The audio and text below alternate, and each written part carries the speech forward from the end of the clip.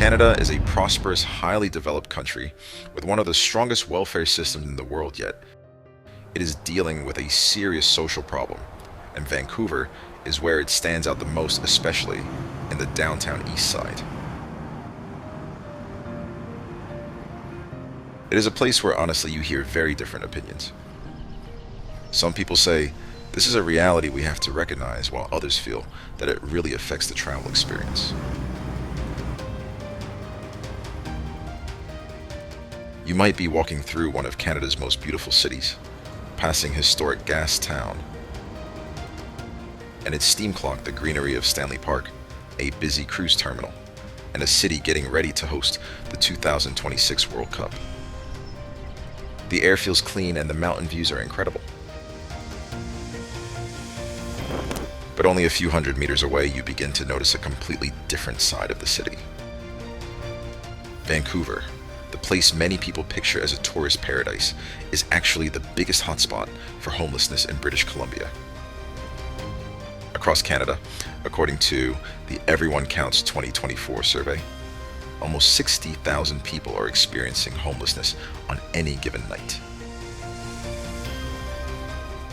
I'm homeless too right now, and that means I'm around a lot of people who are also using, and it makes it a little bit more difficult too, because you get into a kind of a niche where you're around other people that are doing the same thing, and they expect you to hang out with them and behave the way you always do, you know.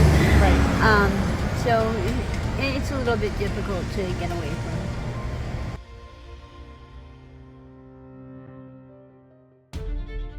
What do you think? A city famous for being clean and beautiful, and for attracting millions of visitors each year, is now facing a major homelessness crisis and the social challenges connected to it. On certain streets close to the downtown core, you may run into what some people describe as zombies. Not like in movies, of course, but people standing motionless in the middle of the street, you know. It is not only local residents who feel uncomfortable. Tourists who come here hoping to enjoy their visit can also feel shaken when they see this scene for the first time. You understand what I mean? One side of the city looks beautiful and highly developed, while the other side makes you stop and think for a moment. So, what is the situation really like? Is it exactly the way it appears online, or is the reality more complex? Yeah, it's kind of scary. It kind of makes you, want to like keep your head on a swivel sort of thing and just kind of be aware of at all times. Let's talk about it. This is no longer just a problem of not enough shelter beds. It involves thousands of tent encampments appearing, with children, teenagers, and especially Indigenous communities being affected at much higher rates. What do you think about this? Does anyone else feel as worried as I do? Stay with me until the end of the video, because this is not only about statistics. It is about the lives of many people living right beside us. Ready? Let's begin.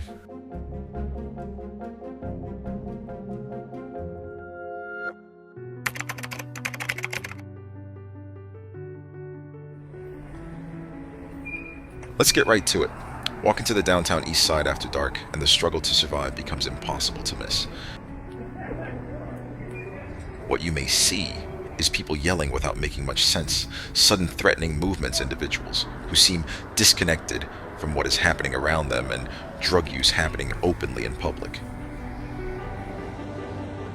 In 2023 to 2024, the city saw a major increase in calls about public disorder connected to mental health challenges and substance use.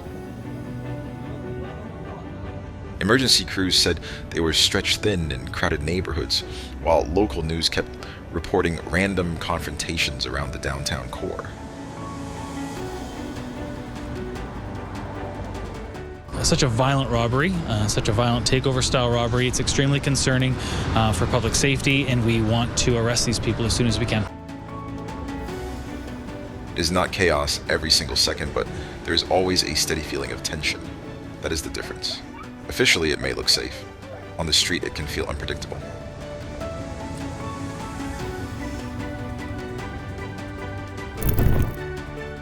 Property crime is still widespread along with serious street violence. Theft, vandalism, broken windows, damaged property, and anything unsecured being taken. Violent crime dropped in 2025 after a major increase in police task force deployments, but the situation on the ground still feels bleak. Assaults, robberies, and public disorder continue around tent encampments and open-air drug dealing areas.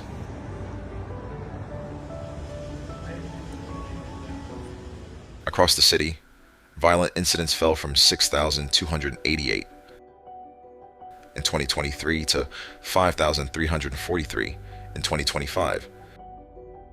Yet the Downtown Eastside and nearby areas like Gastown and Chinatown still carry much higher risk than most of Vancouver. During the day, downtown Vancouver can seem relatively safe if you stick to main streets and avoid Main and Hastings. But one wrong turn can put visitors in the path of public intoxication, aggressive panhandling, or sudden confrontations. That unpredictability quickly undermines confidence. Local business owners report rising security costs and declining foot traffic, while cruise passengers and everyday pedestrians leave reviews describing their unease. Spring and summer is our busiest season, for scooters. There are a lot of financial losses. We're not able to sell something where typically it's our highest sales numbers.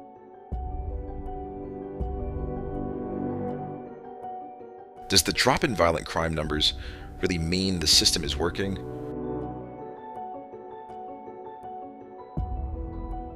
Or are we just shifting the same issues around to maintain a tourist-friendly image while the streets remain a pressure cooker?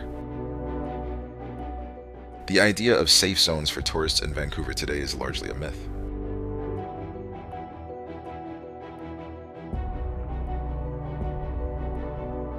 In reality, high-end stores in Gastown are suffering heavy losses, spending tens of thousands of dollars monthly on private security to protect their glass storefronts.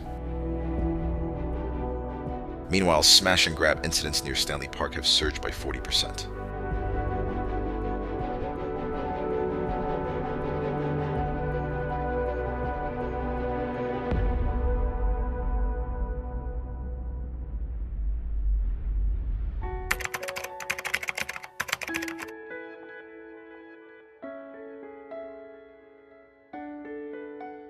Right now, Vancouver's epicenter is the Downtown Eastside step into that grid, and the whole situation becomes painfully clear in under 5 minutes. This isn't only about homelessness. It's a stacked, multi-layered collapse, a broken housing market, an opioid crisis that never eased, untreated mental health issues and poverty so deep it's measured in blocks, not percentages. All of it is concentrated within a few square kilometers of concrete and chain link fences. Here's the question that hits you while navigating tents and discarded needles. Are you witnessing a housing problem, or is the entire system failing in real time?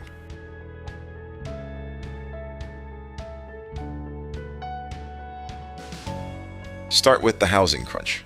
Vancouver is one of the toughest real estate markets in North America. Rents have outpaced wages for years, so people are evicted quickly, not slowly or gently, but overnight. One missed paycheck, one rent increase, and you're on the sidewalk. That's why mobile tents and blue tarps line the alleys behind Gastown, just steps away from $30 cocktails and luxury shops.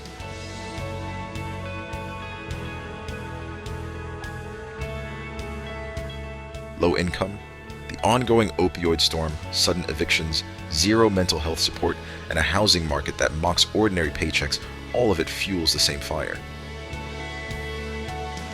Chinatown turns into a ghost town after dark, not because the culture vanished, but because security costs soared and small businesses couldn't survive. When City Hall talks about displacement strategies and beautification in the news, that's code for moving the problem a block over so cruise ship tourists don't see the reality when they step off the gangway. It doesn't solve anything, it just keeps it out of view for the next Instagram photo.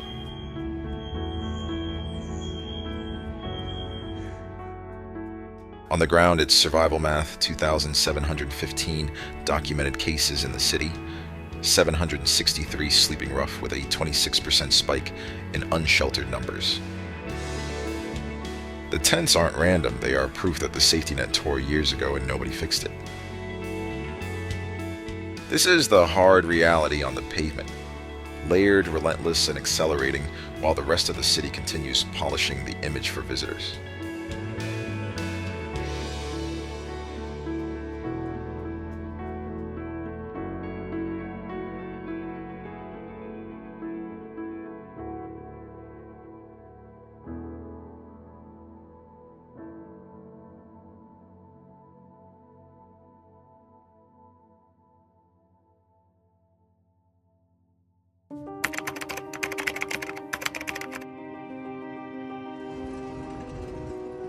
Step back and look at the national picture, and Vancouver's numbers start to look like the sharp edge of a much larger crisis. Across Canada, the Everyone Counts 2024 snapshot found nearly 60,000 people experiencing homelessness on a single night in just 74 communities. And that is only the official count, not including the hidden cases of people living in cars or sleeping on friends' couches. Shelter use rose sharply by 16.2% in 2024, while chronic homelessness has reached 30.2% and continues to grow.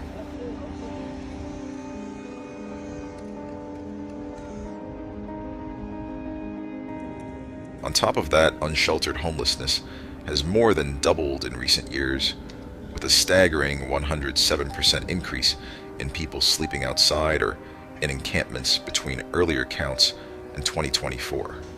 Sheltered locations also saw a 71% increase during the same period. But here is the first point that makes you connect. Everything British Columbia, and especially Vancouver, is growing faster than every other province.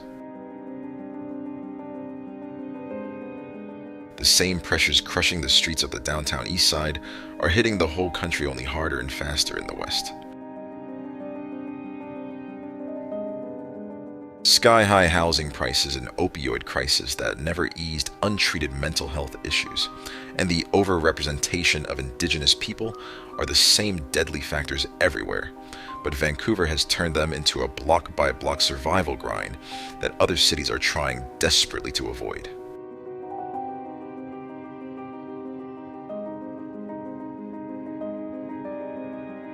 Here's the second point that should make any policymaker uneasy. National programs like Reaching Home and the new 2025 federal provincial funding deals are sending more money to Vancouver, yet street homelessness still rose 12% while unsheltered numbers nationwide surged by over 100%. So the question hits hard: is Canada addressing symptoms in one city while the disease spreads unchecked from coast to coast? Or is Vancouver simply the canary in the coal mine, showing what happens when money is thrown at the problem without addressing the brutal fundamentals of housing addiction and mental health support? The data doesn't lie, the people living on the streets don't lie, and right now, Vancouver is carrying the heaviest burden in a struggle the entire country says it wants to win. This is the stark reality connecting the local crisis to the national one, a survival level breakdown no longer confined to the West Coast.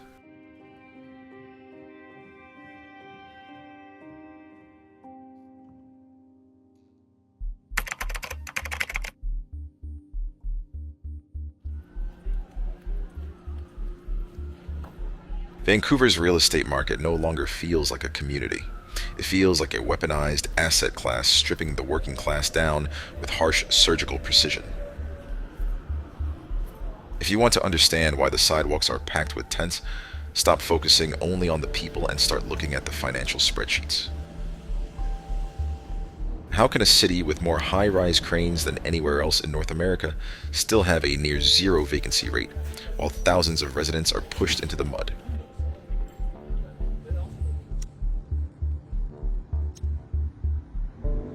Here is the technical reality. This is the fallout of renoviction warfare, where corporate landlords use small upgrades as a legal loophole to raise rents by 50% almost overnight. It is a systemic purge, plain and simple. On top of that, Vancouver has become the Pacific magnet for the rest of Canada. In 2026, the data shows a huge influx of climate refugees, people escaping the freezing winters of Alberta and Ontario, only to discover that the mild West Coast has no room left.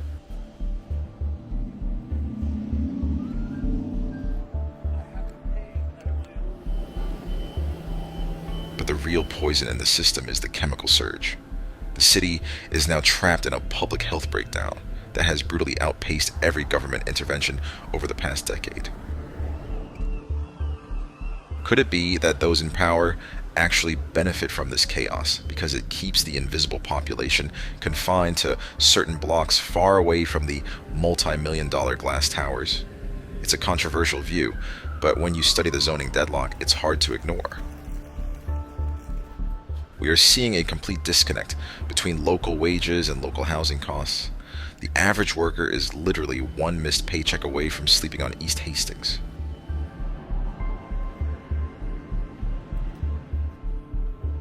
This isn't a lifestyle choice. It's the predictable outcome of a city that prioritizes offshore capital over human stability. Tourism maps are carefully designed to hide this structural decay, but the reality on the streets doesn't lie.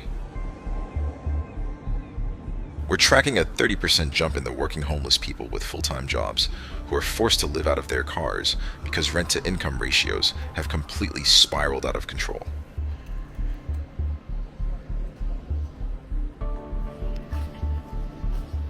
It's a ruthless high-stakes game where the house always wins and residents are just collateral damage. Do you see that? This isn't mere bad luck. It's the calculated result of 30 years of failed policies. The Golden City is essentially bankrupting its own future, one luxury condo at a time.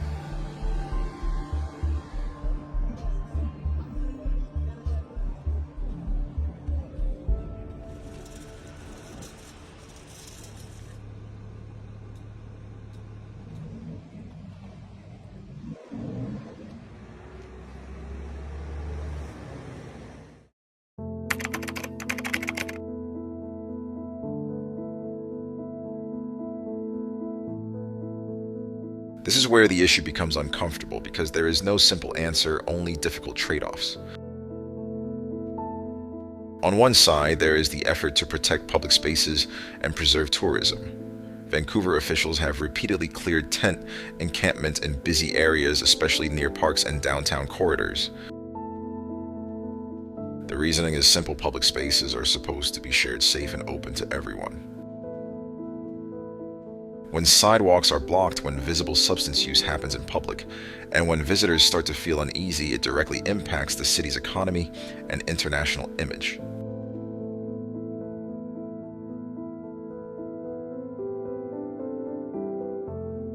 On the other side, advocacy groups such as Pivot Legal Society argue that these actions only move people from one block to another without addressing the real causes. Courts in British Columbia have also ruled in past cases that people have the right to shelter themselves outdoors when no adequate housing is available. That creates a legal gray area. Clearing encampments may restore order for the moment, but it also raises serious human rights concerns. So here's the real tension: are we actually solving the problem or simply pushing it out of sight? And it goes even deeper.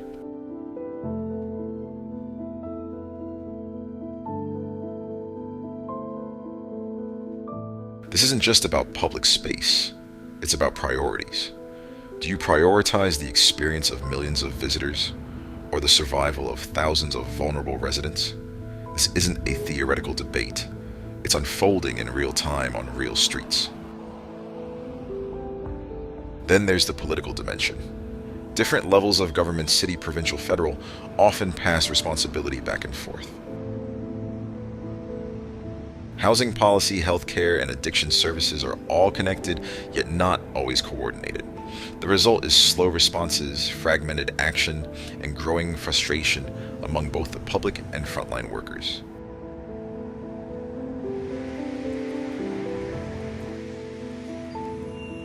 At what point does a social problem become a systemic failure, and who steps up to take responsibility? And here's the controversial part. Some argue that visible disorder harms tourism and needs to be controlled more aggressively. Others warn that focusing too much on appearances risks ignoring the deeper crisis.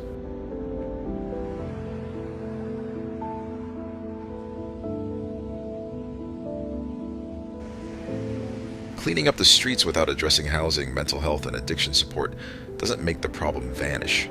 It just hides it temporarily. So what you're really seeing is a tension between optics and reality, between short-term control and long-term solutions. Right now, Vancouver is trapped squarely in that middle ground.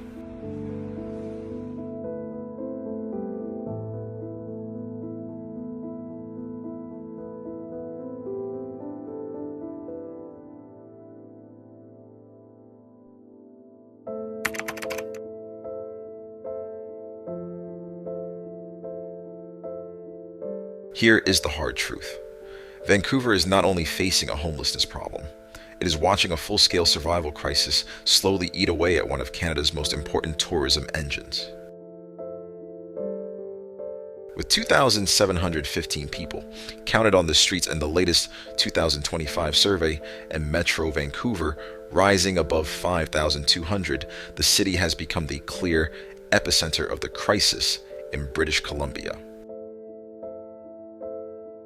Across the country, nearly 60,000 Canadians face that same struggle every night, but Vancouver carries a sharply disproportionate burden while sitting right beside Gastown's cobblestone streets and Stanley Park's walking trails.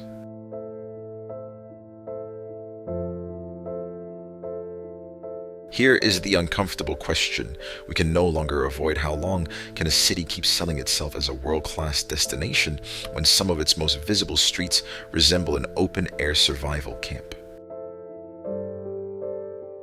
More federal and provincial money for shelters is clearly not solving the problem fast enough.